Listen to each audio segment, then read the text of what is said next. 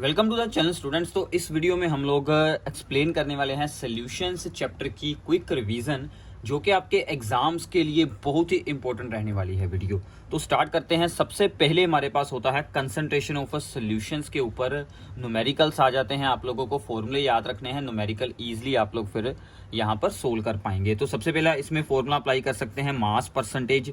किसी भी कंपोनेंट की मास परसेंटेज सोल्व करनी है तो उसका मास ऊपर रखें, डिवाइड में total mass of the solution into कर देना है 100। ठीक है। अगर आपको मास परसेंट की वैल्यू स्टेटमेंट में ही दी हो, जैसे कि यहाँ पर दी है 10% weight by weight of the sodium hydroxide, इसका यूज कैसे करना है? इसका क्या मतलब होता है कि 10 ग्राम ऑफ सोडियम हाइड्रोक्साइड हमने ऐड किया है इन दी 100 ग्राम ऑफ द सॉल्यूशन। तो इसका मतलब कि 100 माइनस करेंगे दिस वन 10, तो हमारे पास बच जाएगा 90 ग्राम ऑफ द सोलवेंट। ठीक है। तो ऐसे हमें इससे इंफॉर्मेशन मिल जाती है। तो सेम ही आप लोग अप्लाई कर सकते हैं वॉल्यूम परसेंटेज के ऊपर। सिमिलर फार्मूला अप्लाई होगा, मास की जगह पर आप लोगों ने यूज कर लेनी है वॉल्यूम। ठीक है। फिर आते हैं ऐसे ही पार्ट्स पर मिलियन, पीपीएम जिसको हम लोग बोलते हैं। इसका भी फार्मूला सेम है, मास of the component divided by the total mass of the solution into में 100 की जगह पर हमने रख लेना है 10⁻⁶। ठीक है। तो इसका भी अगर आपको वैल्यू स्टेटमेंट में दी हो तो इसको भी सेम यूज करेंगे। जैसे हमें यहाँ पर दिया गया है 3 ppm ऑफ ए, इसका मतलब क्या होगा? 3 gram of solute is present in the 10⁻⁶ gram of the solution, यानी कि 1 मिलियन ग्राम सॉल्यूशन में सिर्फ 3 ग्राम हमारा सल्यूट ऐड किया गया है। तो ऐसे हम लोग पीपीएम को यूज करते हैं। इसके बाद आते हैं दो मोस्ट इंपॉर्टेंट फार्मूले, that is the molarity. Molarity होती है number of moles of the solute, divide में रखेंगे volume of the solution into 1000 अगर हमारी वॉल्यूम है ml में। तो यहाँ पर मोल्स ऑफ सॉल्यूट को कैसे सोल्व करते हैं? That is the given mass of the solute divided by the molar mass of the solute. Given mass को शो करते हैं विद दी W और मोलर मास को शो करते हैं with the M।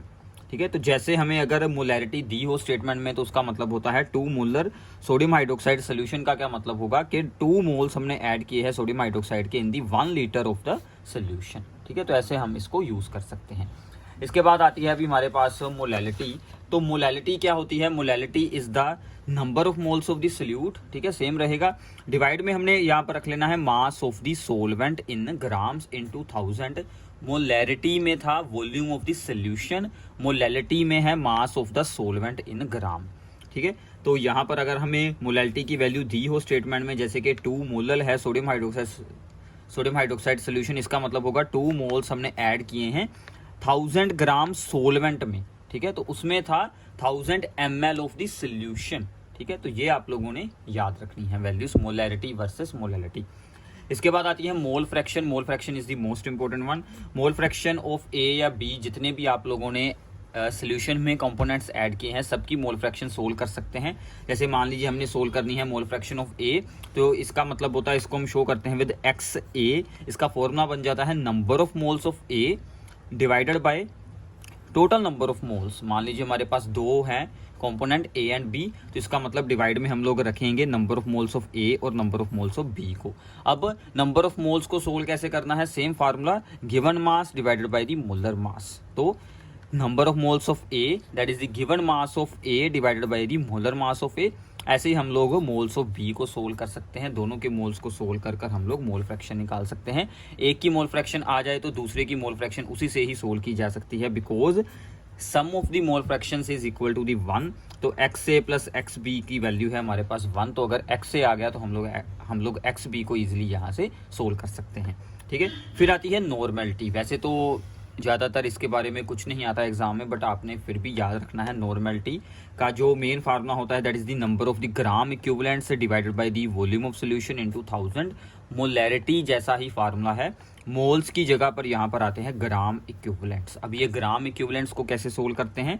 That is the given mass divided by equivalent mass. ठीक है। Molar mass की जगह पर क्या आ जाएगा? इक्विवेलेंट मास आ जाएगा। ओके अभी, और इक्विवेलेंट मास क्या होता है? That is the molar mass divided bye जो भी आपका सब्सटेंस है उसके अकॉर्डिंग उसकी एसिडिटी या उसकी बेसिसिटी या उसकी वैलेंसी। ठीक है। तो अल्टीमेटली हमारे पास यहाँ पर अगर हम मोलैरिटी के साथ इसको ज्वाइन करें तो हमारे पास फार्मूला बन जाता है normality is equals to molarity into जो भी आपका सब्सटेंस है उसकी बेसिसिटी या फिर एसिडिटी। फॉर एग्जाम्पल जैसे हमारे पास है सल्फ्यूरिक एसिड की बेसिसिटी होती है 2, तो अगर हमें इसकी नॉर्मेलिटी निकालनी है तो हम लोग क्या करेंगे, मोलैरिटी इंटू 2 कर देंगे। एसिड की बेसिसिटी होती है और बेस की एसिडिटी होती है, ठीक है। तो ऐसे हम लोग इसको सोल्व कर सकते हैं। इसका इक्विवेलेंट मास भी क्या आएगा, इसके मोलर मास को 2 के साथ कर देंगे डिवाइड, तो वहाँ से हमें इसकी वैल्यू मिल जाएगी, ठीक है। अभी तो ये कुछ फॉर्मूले थे, ये आप लोगों ने फॉर्मूले अच्छे से अंडरस्टैंड एक बार ज़रूर कर लेने हैं। तो इसके बाद हमारे पास इस चैप्टर में टॉपिक आता है सोलुबिलिटी के बारे में। तो सबसे पहले होती है solubility of solids in liquids, ठीक है। तो सॉलिड्स की सोलुबिलिटी इन लिक्विड्स में रूल हमारा अप्लाई होता है कि लाइक डिजोल्व्स लाइक, मतलब जिसमें जैसी फोर्सेस हैं वो वैसे ही सॉल्वेंट में डिजोल्व होगा अगर दोनों में same type of the forces रहेंगी। जैसे कि polar salutes dissolves in the polar solvent and non polar salutes dissolved in the non polar solvents. तो ये एक जनरल सा रूल है, आप लोग याद रख सकते हैं। इफेक्ट ऑफ द टेम्परेचर, तो मोस्टली क्या होता है कि ज़्यादातर जो सॉलिड्स हैं उनकी सोलबिलिटी इंक्रीज होती है with increase in the temperature. कुछ एग्जांपल्स हैं जैसे कि लिथियम सल्फेट, सीरियम सल्फेट वगैरह, इनकी सोलबिलिटी होती है डिक्रीज। और एक ये एग्जांपल है सोडियम सल्फेट की, इसकी सोलबिलिटी पहले इंक्रीज होती है फिर डिक्रीज होती है, और जिस टेम्परेचर पर ये चेंज होता है उसको हम लोग बोलते हैं ट्रांजिशन टेम्परेचर, ठीक है। तो ये भी आप लोग याद रख सकते हैं, ओके। अभी तो एग्जामिनेशन पॉइंट ऑफ व्यू से जो कुछ भी इंपॉर्टेंट है मैं वो आपको इस वीडियो में पूरा एक्सप्लेन कर दूंगा। अगर आप लोगों ने इसके डीपली कॉन्सेप्ट्स को समझना है उसके लिए हमने सेपरेट वीडियोस बनाई हुई हैं, आप लोग उनको सुन सकते हैं। तो इसके बाद आती है solubility of gas in the liquid, this is the most important. Gas की सोलबिलिटी इन लिक्विड होती है decrease with increase in the temperature. आप लोग सॉफ्ट ड्रिंक्स की एग्जाम्पल को यूज कर सकते हैं। फिर आता है effect of the pressure, pressure जितना ज़्यादा होगा उतनी गैस की सोलबिलिटी लिक्विड में इंक्रीज हो जाएगी। इसको कहते हैं हेनरीज लॉ। तो हेनरीज लॉ ने हमें फार्मूला यहाँ से बता दिया कि partial pressure of the gas above the solution is proportional to the mole fraction of the gas in the solution. तो ये हमारे को पास यहाँ से फार्मूला बन जाता है P इज इक्वल टू के एच इंटू एक्स। के H is Henry's law constant. इसकी एप्लीकेशंस आप लोगों ने खुद रीड करनी है, अभी बुक से वो ज़रूर रीड कर लेना, ठीक है। वो आपके लिए बहुत ही इंपॉर्टेंट रहने वाली हैं। तो यहाँ पर के एच है हेनरीज लॉ कॉन्स्टेंट। के एच की वैल्यू जितनी ज़्यादा रहेगी उतनी गैस की सोलबिलिटी लो रहेगी, ये बात याद रखना। और के एच की वैल्यू टेम्परेचर इंक्रीज करने पर इंक्रीज हो जाती है, यानी कि सोलबिलिटी डिक्रीज हो जाती है। तो ये दोनों पॉइंट्स भी एग्जाम में बहुत बार पूछे जाते हैं, ठीक है। अभी तो ये हो गया हमारा यहाँ पर हेनरीज लॉ। इसके बाद आता है हमारे पास रोल्स लॉ, ठीक है। तो रोल्स लॉ ने हमें बताया अबाउट दी वेपर प्रेशर। तो वेपर प्रेशर किसी भी लिक्विड सोल्यूशन का क्या होता है, उसने हमें सिंपल सा फार्मूला बताया कि टोटल वेपर प्रेशर में से ए का वेपर प्रेशर कितना रहेगा, उसके प्योर कंपोनेंट ए का vapour pressure into its mole fraction, ठीक है। तो ये क्या है, vapour pressure of A in the solution. जब ए और बी को मिक्स कर दिया है, मिक्स करने के बाद जो ए का प्रेशर है that is P A is equal to P A naught, यानी कि प्योर कंपोनेंट ए का जो वेपर प्रेशर था जब ए ही अकेला था उसका कितना वेपर प्रेशर था, that is the P A naught into its mole fraction in the solution, ठीक है। अभी सो इसका मतलब कि सोल्यूशन में vapour pressure is proportional to the mole fraction हो जाता है। तो सिमिलरली आप लोग बी का सोल्व कर सकते हैं। जितने भी कंपोनेंट होंगे A B C D, mostly हमें 2 ही यहाँ पर दिए होते हैं, ए एंड बी। तो टोटल प्रेशर हमारे पास कितना हो जाएगा सोल्यूशन का, that is the P A plus P B, यानी कि P A naught x A plus P B naught x B. तो इसको हम लोग एक ग्राफ के साथ भी रिप्रेजेंट कर सकते हैं। तो इस साइड पर है यहाँ पर x A is equal to 1, यानी कि ओनली ए है, बी का अमाउंट 0 है। जब ओनली ए होगी तो सारे का सारा प्रेशर किसका होगा, पी ए नोड, यानी कि ए के प्योर कंपोनेंट का यहाँ पर वेपर प्रेशर हो जाएगा। जैसे जैसे हम लोग उस तरफ को मूव करते हैं तो ए का प्रेशर होता है डिक्रीज और बी का इंक्रीज होना शुरू हो जाता है, क्योंकि हमने बी ऐड करनी शुरू कर दी है। तो ए की मोल फ्रैक्शन भी डिक्रीज होते होते 0 हो जाएगी और बी की इंक्रीज होते होते हो जाएगी 1। तो इन दोनों को ऐड कर हमें मिल जाता है टोटल वेपर प्रेशर, ठीक है। तो ऐसे हम लोग इसको एक्सप्लेन कर सकते हैं इसको, ठीक है। तो नॉन वोलेटाइल सॉल्यूट को अगर हम किसी भी सॉल्वेंट में ऐड करते हैं तो वो सोल्यूशन के वेपर प्रेशर को डिक्रीज कर देता है, क्योंकि उसके खुद के तो कोई भी वेपर्स बनते ही नहीं है, क्योंकि वो नॉन वोलेटाइल है, जो वेपर्स ना बनाए, इसलिए वो सोल्यूशन के वेपर प्रेशर को डिक्रीज कर देता है। तो इसका मतलब क्या है कि अगर हम एक्सप्लेन करें Raoult's law for the solid liquid solution, तो उसके लिए हमारे पास क्या बन जाएगा कि total vapour pressure of the solution is equal to vapour pressure of the solvent only, because solute को हमने बी से शो किया है, B is the solute and A is the solvent. ये आप लोग सभी जगह पर अप्लाई होगा, बी सल्यूट ए सोलवेंट। तो सल्यूट का तो कोई वेपर प्रेशर है नहीं because it is non volatile, so इसका मतलब है total vapour pressure of the solution is only due to the solvent, so P is equals to P A naught x से। रोल्स लॉ की definition को book से ज़रूर read कर लेना, सिर्फ इतना ही आप लोगों का काम है, बाकी सब कुछ यहाँ पर आपका हो जाएगा। ओके अभी तो ये होगी रोल्स लॉ की दो फॉर्म। अब देखिए सभी तरह के सॉल्यूशंस रोल्स लॉ को नहीं फॉलो करते, जो रोल्स लॉ को ओबे करते हैं दो solutions are known as the ideal solutions, और ideal solutions obey the Raoult's law over the मतलब entire range of the mole fractions, जो भी हम लोग उनका अमाउंट यूज़ करेंगे। और जब हम दो ए एंड बी कंपोनेंट्स को करते हैं मिक्स, जो कि आइडियल सोल्यूशन बनाते हों, उनमें enthalpy change is zero and volume change is also zero. Pressure के आंसर भी रोल्स लॉ वाले ही हमें सेम मिलेंगे, P A is equals to P A naught x A, P B is equal to P B naught x B. इसकी example है benzene and toluene का mixture. ठीक है, अगर हम इसको डीपली यहाँ पर ऑब्जर्व करें तो दोनों में एक जैसी फोर्सेस होनी चाहिए। जो सोल्यूशन ना ओबे करें रोल्स लॉ को, that is the non ideal solution. Enthalpy change भी नॉन जीरो होगा, वॉल्यूम चेंज भी नॉन जीरो होगा, और प्रेशर्स की वैल्यू जो है वो जो एक्सपेरिमेंटल आएंगी वो पी ए नोट एक्स ए के नॉट इक्वल टू होंगी, कुछ और वैल्यूज आएंगी, इंक्रीज भी हो सकती हैं डिक्रीज भी हो सकती हैं। ठीक है, अब देखिए जो सोल्यूशन रोल्स लॉ के एक्सपेक्टेड वैल्यू से हायर प्रेशर को शो करता है, जिसके प्रेशर रोल्स लॉ के P A naught x A से ज़्यादा आ जाए, that is the non ideal solution showing positive deviation from the Raoult's law. तो इसमें पी बी की वैल्यू भी P B naught x P से ज़्यादा आएगी, पी ए की भी ज़्यादा आएगी एक्सपेक्टेड वैल्यू से।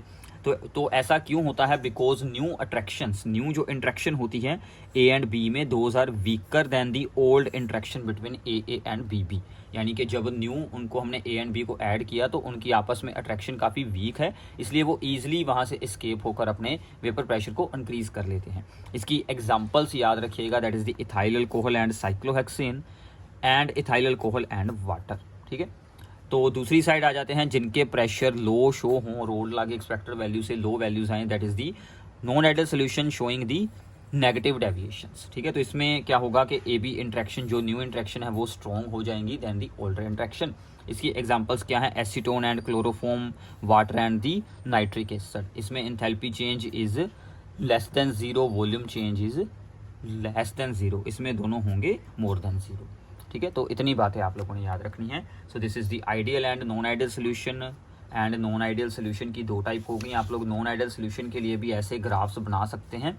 पॉजिटिव के लिए यहाँ से ऊपर को ऐसे कर देना है, इसको भी ऊपर को कर देना है और इसको भी ऊपर को कर देना है। ठीक है, ऐसे पाथ बन जाएगा। और नेगेटिव के लिए इसको इस साइड को, इन सभी को हमने कर देना है ड्रॉ। वो आप लोग खुद एक बार बनाकर ज़रूर देख लेना। ठीक है, तो इसके बाद आता है हमारे पास के जो यहाँ पर नॉन आइडियल सोल्यूशन होते हैं वो बनाते हैं एजियोट्रोपिक मिक्सचर्स। तो एजियोट्रोप्स क्या होते हैं? तो एजियोट्रोप्स ऐसे हमारे पास होंगे सोल्यूशन, दो solutions which boil at the constant boiling temperature, जो कि बॉयल तो होते रहेंगे at a constant temperature and can distil unchanged in the composition, but उनकी कॉम्पोजिशन बिल्कुल नहीं चेंज होगी। सोल्यूशन में एंड वेपर फेस में दोनों की कॉम्पोजिशन इक्वल हो जाएंगी। तो ऐसे जो मिक्सचर्स बन जाते हैं those are known as the azeotropes और एजियोट्रोपिक मिक्सचर या फिर कांस्टेंट बॉइलिंग मिक्सचर। तो इनकी एग्जांपल्स, जो सोल्यूशन शो करेंगे positive deviation from the Raoult's law, वो बनाएंगे मिनिमम बॉइलिंग एजियोट्रोप्स। जो एग्जांपल हमने पॉजिटिव डेविएशन की थी वही सेम इसकी आ जाएंगी। और जो यहाँ पर बनाएंगे नेगेटिव डेविएशन शो करेंगे वो बनाएंगे यहाँ पर मैक्सिमम बॉइलिंग एजियोट्रोप्स। तो सेम एग्जांपल्स आप लोग नॉन आइडियल सोल्यूशन वाली ही यहाँ पर यूज़ कर सकते हैं। ठीक है, अभी तो ये हो गया आपका एजियोट्रोप्स के बारे में। अब इसके बाद आता है इस चैप्टर का most important topic, that is the colligative properties. ठीक है, कोलिगेटिव प्रॉपर्टीज क्या होती हैं? सोल्यूशन की वो सभी प्रॉपर्टीज जो सिर्फ number of the solute particles पर ही डिपेंड करती हों, सोल्यूट कौन सा है उस पर बिल्कुल ना डिपेंड करती हैं। So those properties which depend upon the number of the solute particles but not on the nature of the solute particle। ठीक है, तो ये मोस्टली यूज़ करते हैं जब हम लोग नॉन वोलेटाइल सोल्यूट को सोल्यूशन में ऐड करते हैं। तो सबसे पहले आ जाती है relative lowering in vapour pressure. मैंने आपको अभी बताया था कि जब सोल्यूशन में नॉन वोलेटाइल सोल्यूट होगा तो total pressure is equals to P A naught x से हो जाएगा। तो वहीं से हम लोग आगे सोल्व कर इस फार्मूले को प्रूव कर सकते हैं कि relative lowering in vapour pressure is equals to mole fraction of the solute. X B क्या है? Mole fraction of the solute. तो यहाँ पर क्या होगा, this is the pure component का वेपर प्रेशर, ठीक है, and this is the vapour pressure of the solution, क्योंकि प्योर कंपोनेंट का हायर होगा, सोल्यूशन का डिक्रीज हो जाएगा, और डिवाइडेड बाय प्योर कंपोनेंट, यानी कि जितना उसका शुरू में प्रेशर था, मान लीजिए शुरू में 100 था, बाद में 80 रह गया, 100 माइनस 80/100, हम लोग ऐसे इसको सोल्व कर सकते हैं, इसको बोलते हैं relative lowering in vapour pressure. अगर हम लोग यहाँ पर मोल फ्रैक्शन का फार्मूला यूज कर लें तो उसको सोल्व कर हमें यहाँ से molar mass of this solute को सोल्व करने का भी एक अप्रोक्सीमेट फार्मूला मिल जाता है। तो मोस्टली जो न्यूमेरिकल्स हैं वो या तो इस फार्मूले पर आएंगे या फिर इस फार्मूले पर आएंगे, यानी कि आपको ये वैल्यूज दी होंगी तो आपने molar mass of this solute को सोल्व करना होगा। हम लोग आगे जाकर इसकी एग्जांपल्स भी एक्सप्लेन कर लेंगे, एक बार सभी फार्मूले पहले हम लोग रीड कर लेते हैं, ठीक है अभी। तो आप लोगों के लिए सबसे बेस्ट है कि आप लोग साथ साथ में नोट्स बना लीजिए, आपको काफ़ी अच्छे से अंडरस्टैंड हो जाएगा और एग्जाम तक ये चैप्टर अच्छे से याद रहने वाला है, ठीक है। तो ये हो गया relative lowering in vapour pressure. इसके बाद आता है elevation in the boiling point. तो एलिवेशन इन बॉइलिंग पॉइंट का क्या मतलब है कि जब हम लोग किसी भी सोलवेंट में कोई नॉन वोलेटाइल सॉल्यूट को ऐड कर देते हैं तो उसका बॉइलिंग पॉइंट इंक्रीज हो जाता है, एलिवेट हो जाता है। जैसे कि वाटर का बॉइलिंग पॉइंट होता है 100 डिग्री सेल्सियस, अगर मैं उसमें सोल्ट ऐड कर दूं, शुगर ऐड कर दूं, ग्लूकोज ऐड कर दूं, तो उसका बॉइलिंग पॉइंट 100 से ऊपर हो जाएगा, 101 डिग्री, 102 डिग्री ऐसे इंक्रीज हो जाएगा, ठीक है। जितना अमाउंट हम लोग ज़्यादा ऐड करेंगे उतना ज़्यादा बॉइलिंग पॉइंट हो जाएगा। So elevation in boiling point is shown by the delta TB is equals to the TB boiling point of the solution minus TB naught, that is the boiling point of the pure solvent, ठीक है। This elevation in boiling point is proportional to the molality of the solution, हमने कितना solute add किया है, तो proportionality की जगह पर हम लोग यहाँ पर लगाते हैं KB। KB is the molar boiling point constant. तो ये हमारे पास फार्मूला बन गया। आगे हमने मोलैलिटी का फार्मूला यूज कर लिया। मोलैलिटी का formula number of moles by mass of the solvent, a है सोलवेंट, इनटू 1000। तो नंबर ऑफ मोल्स क्या होते हैं, given mass of the solute divided by the molar mass of solute, साथ में है मास ऑफ द सोलवेंट, ऊपर है 1000। दिस इज द मोलैलिटी का फार्मूला। आगे यूज हुआ है KB, तो ये आ गया हमारा elevation in boiling point, simple है। तो इसको हम लोग यहाँ पर ग्राफिकल मेथड से भी शो कर सकते हैं, ठीक है। तो सोल्यूशन जो है उसका सोलवेंट जो है उसका बॉइलिंग पॉइंट यहाँ पर है, ठीक है, at the lower temperature. Boiling point क्या होता है, जब उसका वेपर प्रेशर एटमॉस्फेरिक प्रेशर के इक्वल हो जाए, तो जो हमारा सोल्यूशन है उसका बॉइलिंग पॉइंट इंक्रीज हो जाता है, वो यहाँ पर जाकर बॉयल होता है। तो ऐसे हम लोग इसे शो कर सकते हैं। ऐसे ही सिमिलरली आता है डिप्रेशन इन फ्रीजिंग पॉइंट, यानी कि अगर वाटर का फ्रीजिंग पॉइंट 0 डिग्री है, अगर मैं उसमें सोल्ट शुगर वगैरह ऐड कर दूं तो उसका फ्रीजिंग पॉइंट 0 से भी बिलो हो जाएगा, माइनस में 2 डिग्री, -4 डिग्री ऐसे हो जाएगा। तो इसको बोलते हैं depression in freezing point, freezing point का लोअर हो जाना। तो इसलिए freezing point of the pure solvent minus freezing point of the solution, जो हायर है उसको आगे रखेंगे। तो इसका भी सेम फार्मूला है KF इंटू मोलैलिटी, और आगे सेम फार्मूला अप्लाई करेंगे। तो ये दोनों फार्मूले आप लोग यहाँ से देख सकते हैं, सिमिलर हैं, बस यहाँ पर आया है KF और यहाँ पर आया है KB। ओके अभी, तो ये आप लोग इजी याद रख सकते हैं। इसका ग्राफ कुछ इस तरह से है, ये भी आप लोगों ने ड्रॉ कर देखना है। ऊपर है सोलवेंट की कर्व, नीचे है सोल्यूशन की कर्व, और ये होती है फ्रोजन सोलवेंट, जब फ्रीज होगा वो वाली कर्व, ठीक है। तो सोल्यूशन एट ए लो टेम्परेचर पर इसके साथ करता है मीट, और सोलवेंट ऊपर ही मीट कर जाता है, तो इसका हायर होगा फ्रीजिंग पॉइंट और सोल्यूशन का लोअर हो जाएगा, ठीक है। और इसकी एप्लीकेशंस भी होती हैं, जैसे कि इथाइलिन ग्लाइकोल प्लस वाटर को एंटी फ्रीज सोल्यूशन के जैसे यूज़ किया जाता है, और सोल्ट को आइस के ऊपर ऐड कर दिया जाता है ताकि आइस को मेल्ट किया जा सके easily bye lowering it's freezing point. तो ये कुछ एप्लीकेशंस आप लोग इसकी रीड कर सकते हैं। तो एक हमारी यहाँ पर और है colligative property, that is the osmosis. तो ओस्मोसिस क्या होती है, ओस्मोसिस आप लोगों ने बहुत बार रीड की होगी। ओस्मोसिस क्या है कि मान लीजिए एक साइड पर है हमारे पास लो कंसंट्रेशन ऑफ सोल्यूट वाला, ठीक है, कोई भी सोल्यूशन, और दूसरी साइड है हायर कंसंट्रेशन ऑफ सोल्यूट वाला सोल्यूशन। तो जिस side low concentration of solute है वहाँ से सोलवेंट मोलिक्यूल पास कर हायर कंसंट्रेशन की तरफ जाएंगे by the semi permeable membrane. रास्ते में हमने क्या लगाई है, semi permeable membrane. As a simple example आप लोग इसको अंडरस्टैंड करना चाहते हैं, तो अगर हमने इस साइड पर रखा है प्योर सोलवेंट यानी कि वाटर, और दूसरी साइड पर हमने रखा है सोल्यूशन यानी कि सोल्ट वाला वाटर, तो साफ जो पानी है, प्योर जो वाटर है, वहाँ से प्योर वाटर मूव कर सोल्ट वाटर में ऐड होता जाएगा अपने आप, हमने कुछ नहीं अप्लाई करना, कोई फोर्स नहीं लगानी। इसको बोलते हैं ओस्मोसिस, ठीक है। तो ओस्मोसिस की की जो प्रोसेस होती है वो अपने आप होती है। इसको रोकने के लिए, इस प्रोसेस को रोकने के लिए हमें यहाँ पर अप्लाई करना होगा प्रेशर, क्योंकि यहाँ से सोलवेंट इस तरफ आ रहा है। अगर हम यहाँ से प्रेशर अप्लाई कर इसको रोक देंगे तो ये रुक सकता है। कितना प्रेशर हमें अप्लाई करना होगा इसको रोकने के लिए, that is known as the osmotic pressure.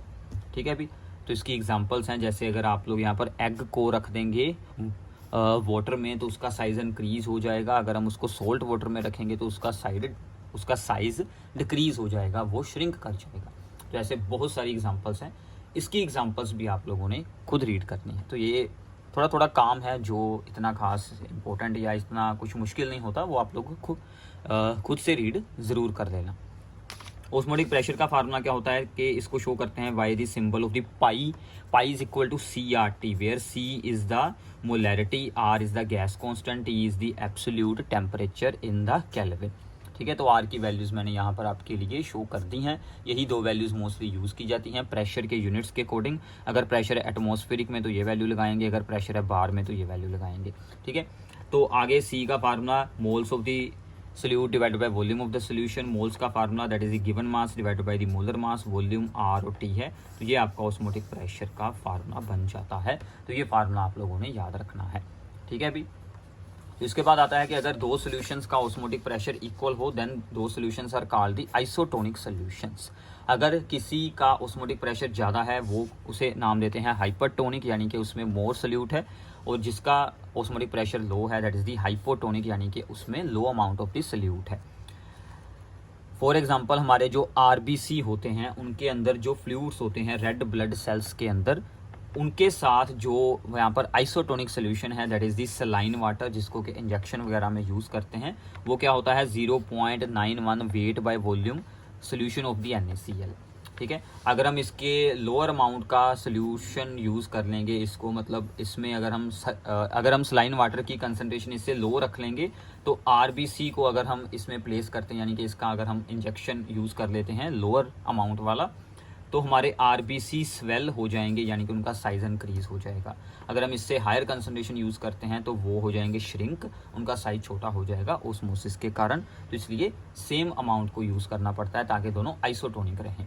ठीक है अभी, इसके बाद हमारे पास एक एप्लीकेशन है that is the reverse osmosis. इसमें क्या होता है कि हम लोग pressure greater than osmotic pressure को यहाँ पर अप्लाई कर देते हैं ताकि सोलवेंट जो यहाँ से इस साइड को आ रहा था वो बैक जाना शुरू कर दे और सोल्यूशन में से सोलवेंट प्योर सोलवेंट में जाए और हमारा वाटर साफ हो जाए। यहाँ पर था सोल्ट वाटर, यहाँ पर था प्योर वाटर।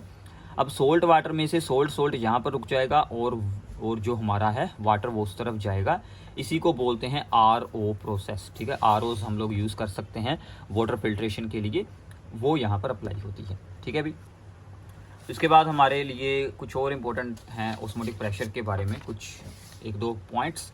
ऑस्मोटिक प्रेशर की जो प्रॉपर्टी है इसको यूज़ किया जाता है मोलिकुलर मास सोल्व करने के लिए, जैसे कि पॉलीमर्स के या जितने भी ऐसे मोलिक्यूल जिनके मास बहुत ज़्यादा हायर होते हैं उनके सोल्व करने के लिए ऑस्मोटिक प्रेशर को ही यूज़ करते हैं। बाकी की कोलिगेटिव प्रैक्टिस को नहीं यूज़ किया जाता, बिकॉज इसका जो मैग्नीट्यूड है वो वेरी डिल्यूट सोल्यूशन के लिए भी काफ़ी ज़्यादा आ जाता है, जिसको सोल्व करना ईजी रहेगा।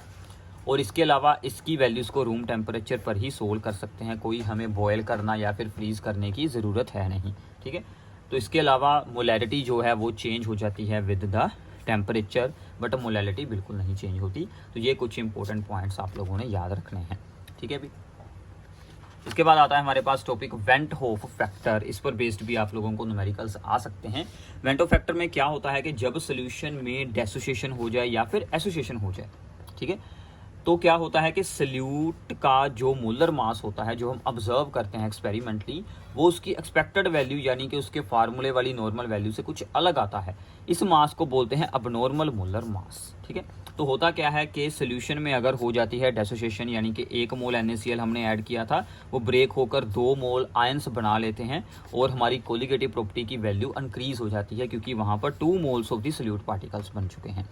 अगर होती है एसोसिएशन, जैसे कि 2 मॉलिक्यूल एसिटिक एसिड के हैं वो आपस में जुड़कर एक फॉर्म कर लेते हैं, तो हमने जितना ऐड किया था उससे हाफ रह जाते हैं।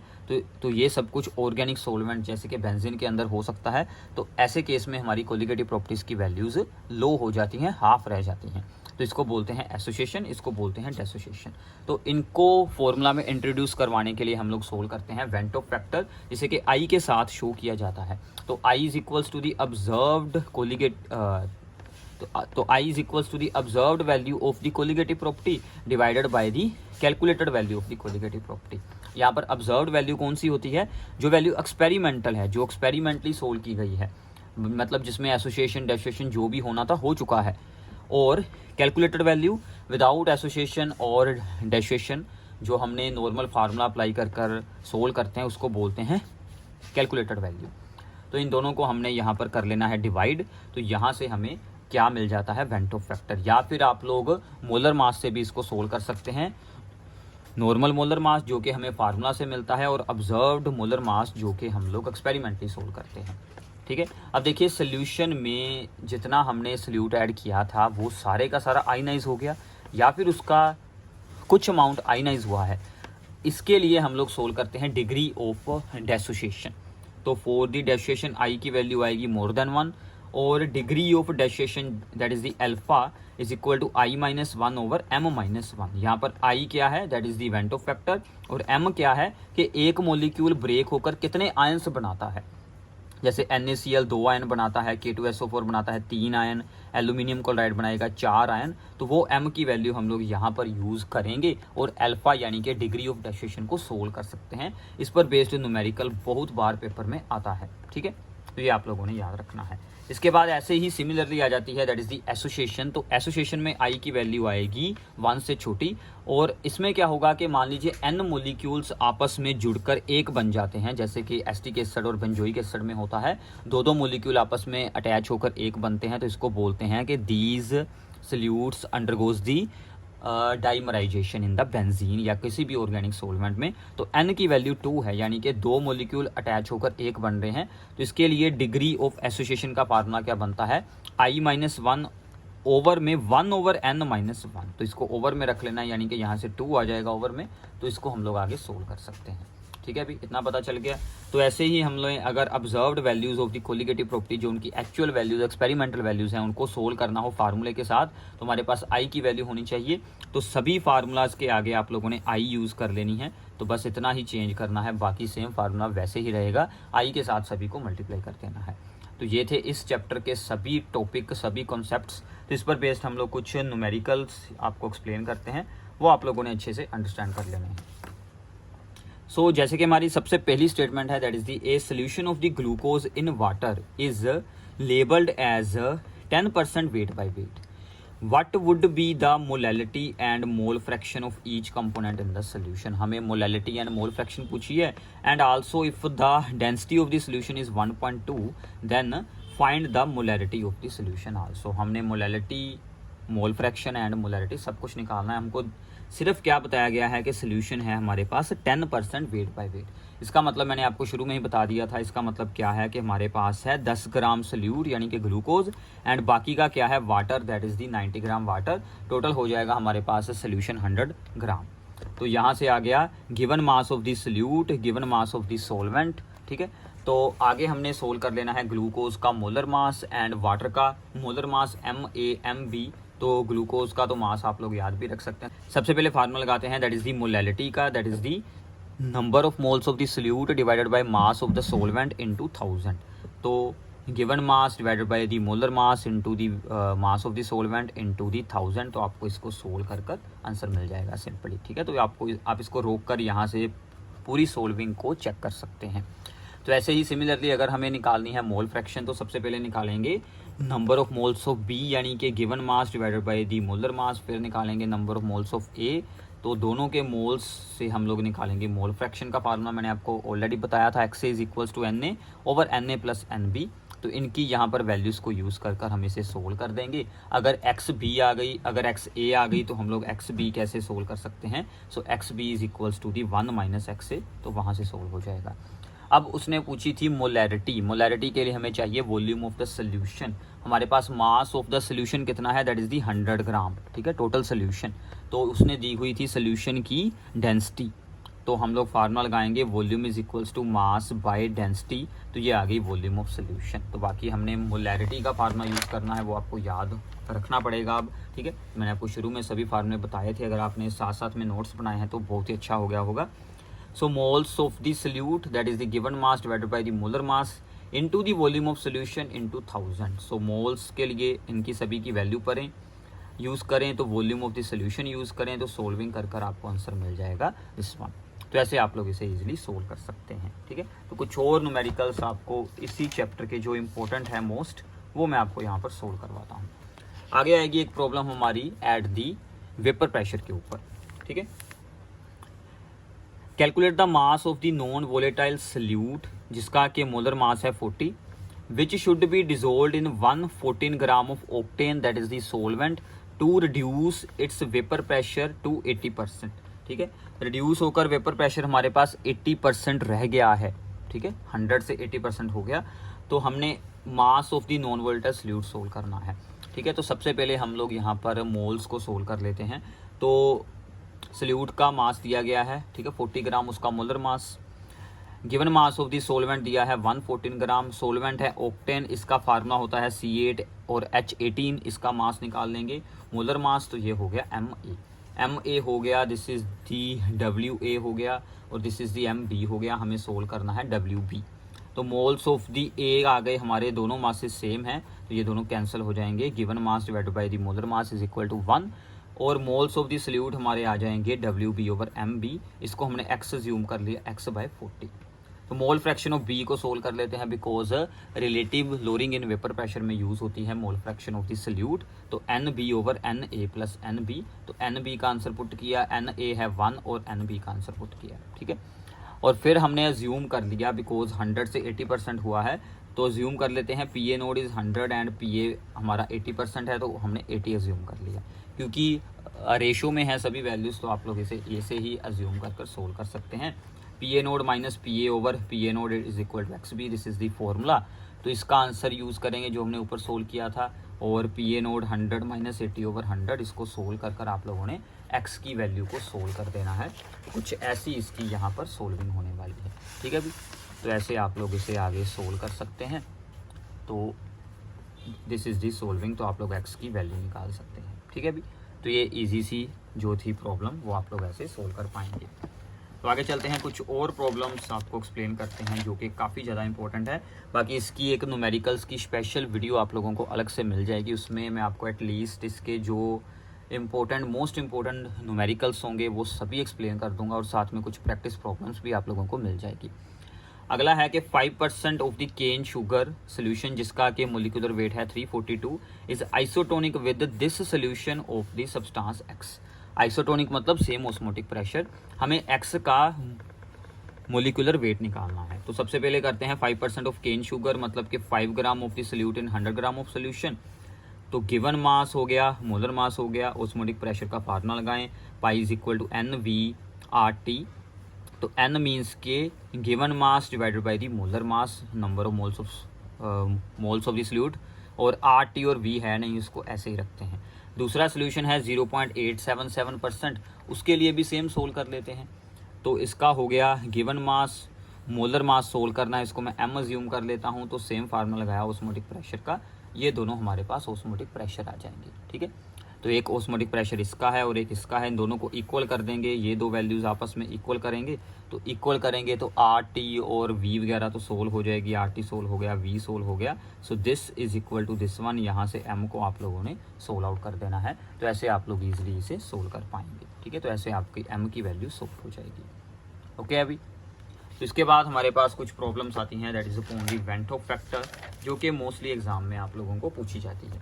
तो वेंटो फैक्टर की हम लोग दो प्रॉब्लम्स यहाँ पर सोल्व कर लेते हैं। तो सबसे पहली है 0.01 molar aqueous solution, 0.01 molar aqueous solution of the aluminium chloride freezes at this temperature, calculate the percentage dissociation. अब देखिए स्टेटमेंट से हमें आइडिया हो गया, हमने सोल्व करनी है परसेंटेज डेसोसिएशन, यानी कि अल्फा सोल्व करना है। अल्फा सोल्व करना है मतलब कि आई सोल्व करनी होगी, वेंटो फैक्टर निकालना होगा। उसने कहा है कि इतनी मोलैलिटी है और फ्रीज होता है इतने टेम्परेचर पर, this is the observed values, experimental values हमें दी गई हैं, ठीक है। तो हमने यहाँ पर क्या क्या दिया गया है, मोलैलिटी, ऑब्जर्व्ड वैल्यू 0 होता है, वैसे 0 से कितना गया है बिलो, 0.068 हो गया, ठीक है। हमने उसका साइन चेंज कर लिया बिकॉज हम सिर्फ चेंज शो करते हैं।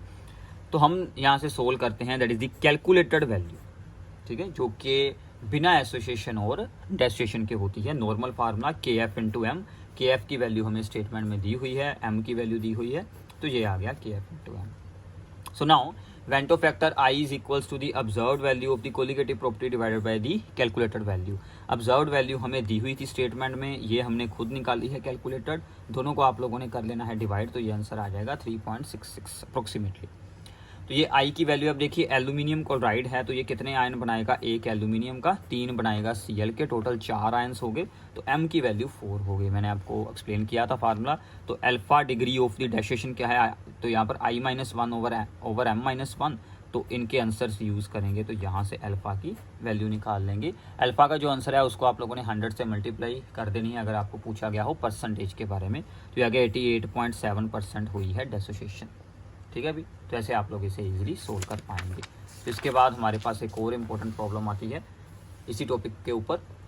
The freezing point of the benzene decreases by this one, this is the observed value when 2.5 gram of the benzoic acid is dissolved in this gram of the benzene, यानी कि this is the given mass of the solute, this is the given mass of the solvent, ठीक है। if the benzoic acid forms the dimer, ये मैंने आपको पहले ही बता दिया था, in benzene calculate the Vento factor and the percentage association, इसमें association होगी because benzoic acid को dissolve कर रहे हैं बेंजीन में, organic solvent में, ठीक है। तो observed value हमें यहाँ पर ये दी हुई है, और given mass of the solute, given mass of the solvent, molar mass of the salute आप लोगों ने फार्मूले से निकाला है बेंजोइक एसिड के, वो आ गया। अब हमें निकालनी है that is the calculated value. Observed हमें दी हुई है स्टेटमेंट में, हमने निकालनी है कैलकुलेटेड, जो नॉर्मल फार्मूला अप्लाई कर कर, ठीक है। मैंने आपको फार्मूले पहले इसीलिए ही सभी एक्सप्लेन कर दिए थे। सो KF into WB into 1000 over में MB बाय WA, सभी की वैल्यूज़ यूज़ कर आपका अप्रोक्सीमेट आंसर आ जाएगा 4.20, ठीक है। तो अब हमें निकालना है Vento factor, that is the I। तो I की वैल्यू क्या होती है, observed value of the colligative property divided by the calculated value. Observed value over the calculated value solve करेंगे, 0.505 आ गया। पॉइंट के बाद आप लोगों ने एटलीस्ट 3 डेसिमल प्लेसेस तक इसे सोल्व ज़रूर करना है।